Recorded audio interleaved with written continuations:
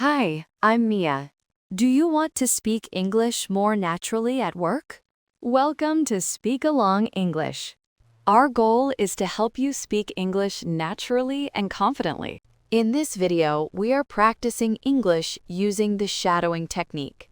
I will say a sentence about an office worker's morning routine, and then there will be a silent pause. That pause is for you to repeat exactly what I said. Don't just listen, speak out loud. Let's begin. My alarm goes off at 6:30 a.m. I open my eyes and check the time. I feel a little tired. I turn off the alarm. I sit up in bed. I take a deep breath. I remind myself that it is a workday. I get out of bed. I walk to the bathroom. I turn on the light. I wash my face with water.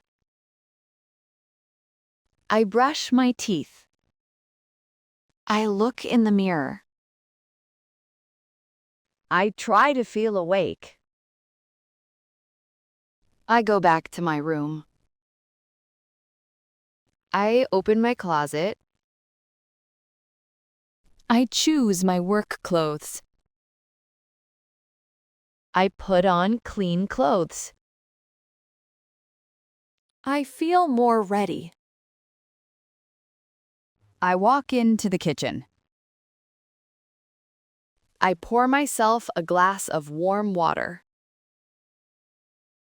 I drink it slowly. I make a simple breakfast. Sometimes I eat toast or fruit. Sometimes I skip breakfast. I think about my workday. I remember my tasks. I feel focused. After getting dressed, I check the time. After checking the time, I make breakfast. After I finish breakfast, I wash my plate. Before leaving the house, I pack my bag. When I feel rushed, I move faster. If I leave on time, I feel calm. I put on my shoes. I grab my keys and my phone.